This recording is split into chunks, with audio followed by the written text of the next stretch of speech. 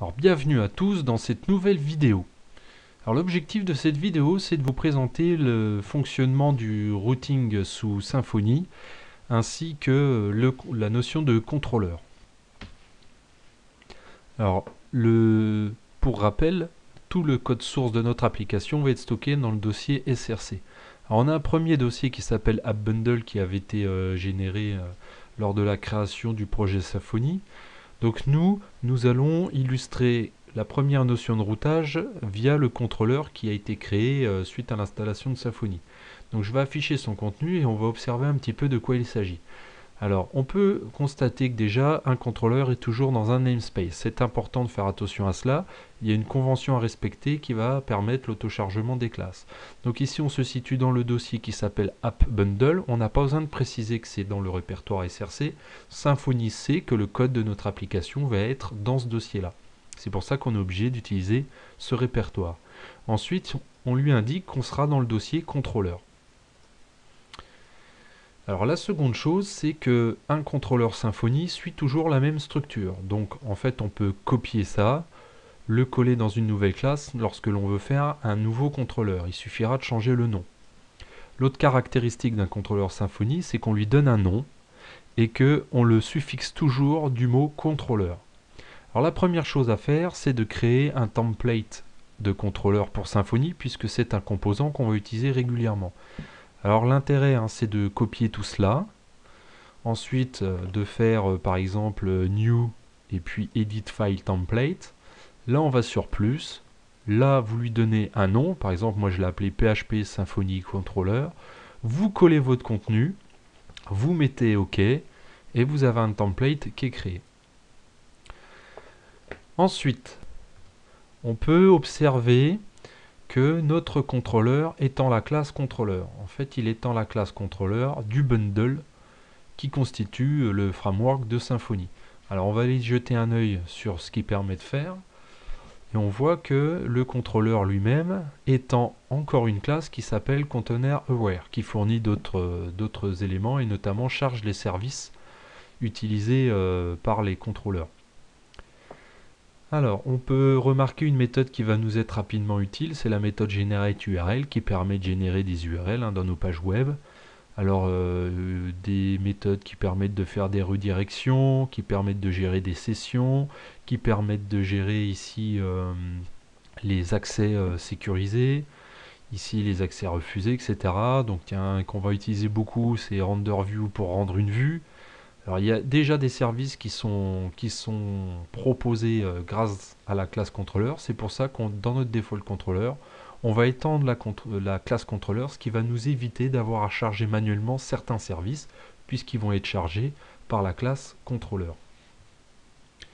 Enfin, on a une annotation ici. Alors tout ce qui commence en Symfony dans les commentaires par arrobase, c'est ce qu'on appelle une annotation. Donc l'annotation ici a un sens bien particulier sur lequel on va revenir, mais j'aimerais avant toute chose parler du nom qui est donné à une méthode du contrôleur. Alors toutes les méthodes de contrôleur qui vont être appelées grâce à une route qui vont correspondre à une URL vont être suffixées par le mot action. Si vous ne le mettez pas, ça ne fonctionnera pas. On remarquera qu'il y a un paramètre qui est passé ici à la méthode, en fait c'est la requête HTTP qui va être gérée par Symfony. Donc nous on n'a pas besoin de s'en soucier, elle est passée automatiquement. Concernant ce contenu là, je ne vais pas en parler tout de suite, nous on va écrire notre propre contenu. Et là je vais revenir à cette annotation là. Alors cette annotation là, ça veut dire que lorsqu'on va entrer une URL particulière qui se termine par cela, ça va nous appeler notre méthode index du contrôleur default controller. Alors on va faire une petite illustration.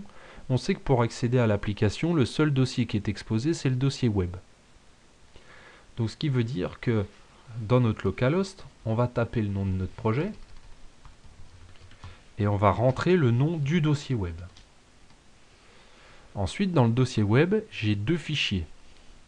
J'ai un fichier appdev qui permet d'être le point d'entrée en mode développement et on a le app.php qui est le point d'entrée lorsqu'on n'est plus en développement. Nous, ce qui nous intéresse, c'est la phase de développement ici, donc on va mettre app_dev. Alors j'insiste bien sur le fait que c'est le seul point d'entrée de notre application. Donc une fois qu'on a ça, c'est là que compte le caractère qu'on utilise ici. Ici on indique slash. Ça veut dire que si on met un slash ici et qu'on met entrée, automatiquement on a fait appel au contrôleur default contrôleur et à la méthode index, juste grâce à ce petit trait. Par exemple ici je vais changer, je vais mettre slash test et au bout je mets test, je mets entrée, on voit que j'ai toujours ma page. Par contre, admettons que je mette un E ici, je recharge ma page ici. Ici, on nous indique que ce n'est pas il n'y a pas de route qui correspond à cet élément test. Alors comment Symfony fait-il pour savoir tout ça? Alors c'est très simple. Il le sait parce que il y a dans le dossier app un sous-dossier qui s'appelle config.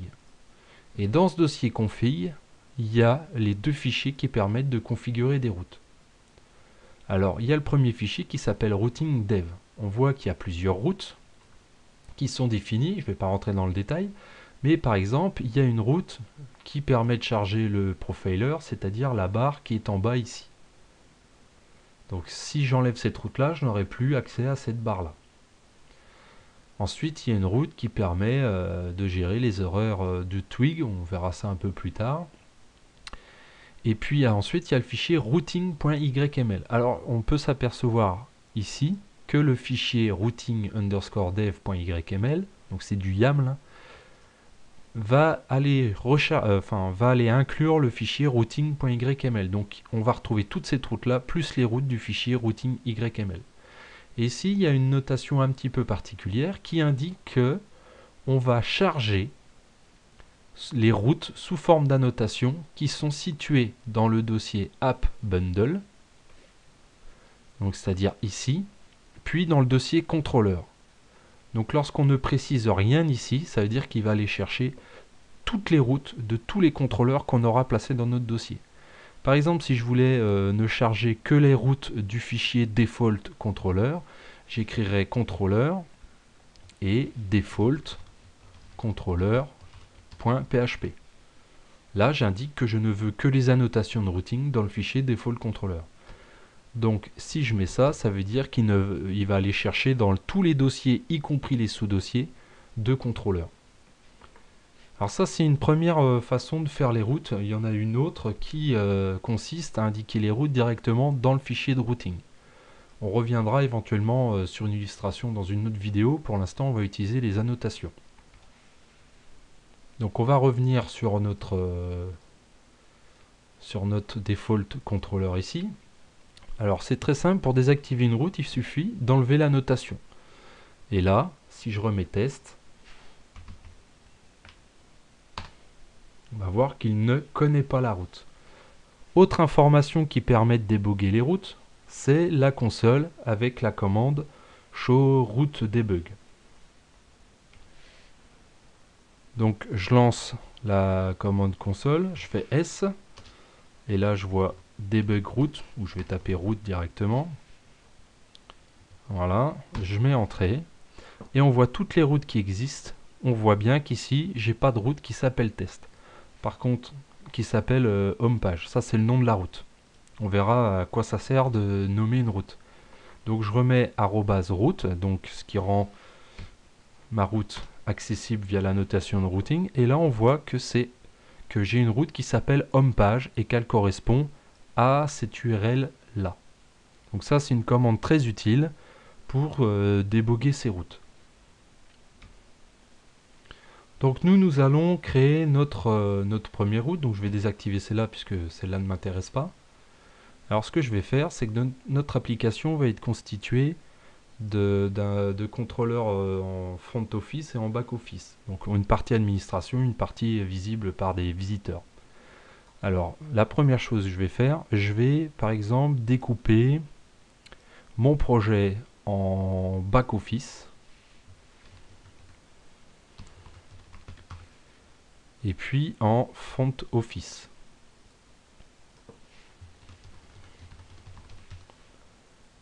Ah, il me dit qu'il existe déjà, effectivement il existe déjà. J'avais dû le créer précédemment. Alors maintenant à l'intérieur, je vais créer un nouveau contrôleur.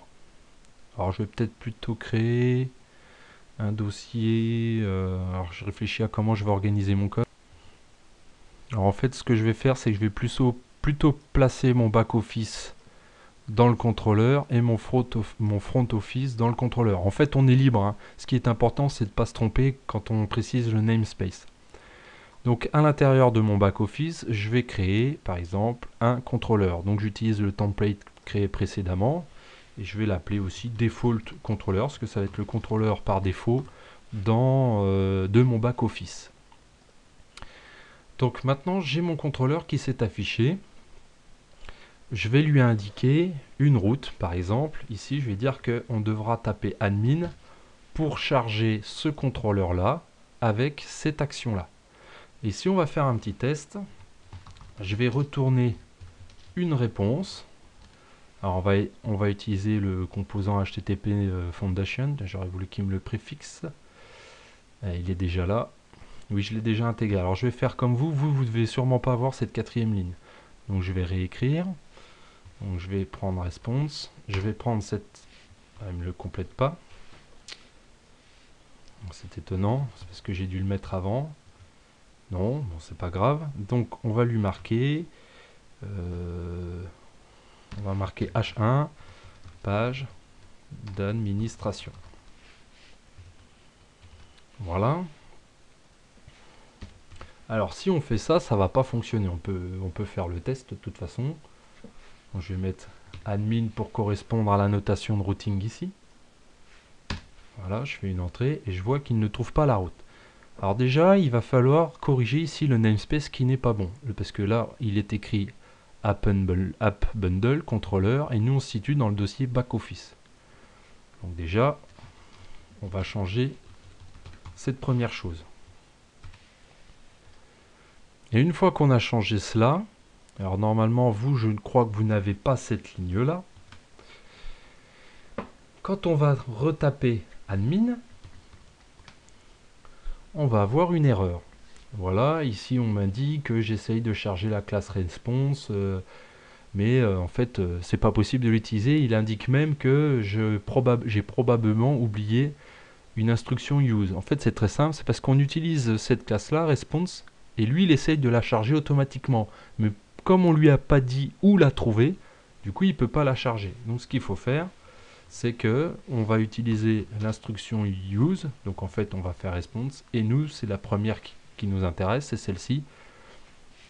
Voilà, et une fois rajouté, on peut charger et on arrive bien à notre page d'administration. Donc on voit bien qu'on a cette route là. Alors si je veux par exemple faire un autre test, appeler admin ou par exemple, et on écrit comme ça back office, ici, dans l'URL, ce qui va changer, alors je vais allonger un petit peu ma fenêtre, donc j'ai juste à mettre back office et ça va me le charger. Alors on va revenir sur admin parce que c'est plus facile de le comprendre, enfin c'est plus lisible dans l'URL. Voilà. Alors l'autre avantage avec le système de routing, c'est qu'on peut très bien définir une autre action. Par exemple, je vais dupliquer ça. Et puis, je vais marquer, je sais pas moi, admin 2, par exemple. Là, je vais mettre 2 aussi. Par contre, je suis obligé de donner un autre nom de méthode. Par exemple, je vais marquer autre action. Et ici, je sais pas, je vais marquer page de connexion. Donc maintenant, j'ai plus qu'à ajouter le 2 pour que cet élément-là corresponde à cet élément-là dans ma route. Et j'ai bien de fait l'action qui s'appelle autre qui est exécutée dans le contrôleur default controller. Donc ça, on a fait deux actions dans un contrôleur dans le back-office. On va voir comment justement utiliser ce système-là dans le front office. Alors dans le front office, on va créer un autre contrôleur. En fait, on peut créer autant de contrôleurs qu'on veut dans les dossiers, hein. Donc ici, je vais reprendre mon template. Par exemple, je vais l'appeler catalogue contrôleur. Donc on va imaginer que c'est quelque chose qui va nous permettre d'afficher le catalogue. Donc je vais dire que la route, ou plutôt ici je vais marquer catalogue, donc l'URL va se terminer par ça. Ici je peux l'appeler catalogue, le nom est libre, hein. Et ici on peut imaginer un return new response avec voici le catalogue. Alors je vais regarder si j'ai bien l'élément response qui est utilisé. Alors ici il est là parce que j'utilise la classe ici, hein, comme précédemment. Alors vous voyez, maintenant on est dans le dossier front office, on se casse pas la tête avec la construction de l'URL, il faut juste que la fin de notre URL se termine par ça. Donc je vais changer admin 2, je vais écrire catalogue et automatiquement, alors qu'est-ce qu'il nous indique? Donc, alors ce qui est très pratique avec Symfony, c'est que dès qu'il y a quelque chose qui ne marche pas, il vous fournit un message d'erreur. Donc ici, on va essayer de comprendre ce qui ne va pas. Ça, c'est une erreur que vous allez faire couramment. En fait, il cherche à charger Catalog Controller dans Controller App Bundle. Et on nous dit que ça n'existe pas. Et on peut en fait remarquer que, encore une fois, ici le namespace n'est pas correct puisqu'on est dans App Bundle, on est dans Controller, et ensuite on est dans Front Office. Voilà, donc je remets l'entrée et là on voit que j'ai bien accès à mon catalogue. Alors encore une fois, je peux très bien prévoir une autre action, par exemple, est-ce qu'on pourrait voir, je sais pas moi, une page de connexion. Et puis là, on va marquer Authentication. Le nom est libre, encore une fois de plus. Et là, on va marquer veuillez vous connecter. Donc, ici, si maintenant on écrit connexion, alors là, encore un problème. Alors, qu'est-ce qu'il nous dit? Il nous dit qu'on ne peut pas redéclarer App Bundle Controller Front Office Index Action. Alors, Index Action, effectivement, je l'ai déjà utilisé ici. Donc, on ne peut pas le mettre ici, mais on peut l'appeler par exemple Connection. Alors, si on respecte l'anglais, ça sera comme cela. On met entrée, et là, j'ai bien ma page avec veuillez vous connecter. Voilà, on a vu donc dans cette vidéo comment créer des contrôleurs qui vont être chargés via des routes. Donc pour rappel, hein, toutes ces routes, on peut utiliser les annotations car toutes ces routes finalement sont chargées via le fichier routing.yml qui dit que dans le dossier contrôleur du dossier App Bundle, on doit charger toutes les routes parce qu'on utilise les annotations pour créer nos routes. Voilà, j'espère que cette première vidéo vous a donné envie d'utiliser le système de routing de Symfony qui est très puissant. On va le voir dans de futures vidéos, notamment l'utilisation de paramètres get dans l'URL et le contrôle des URL selon la méthode utilisée, donc post ou get. À bientôt.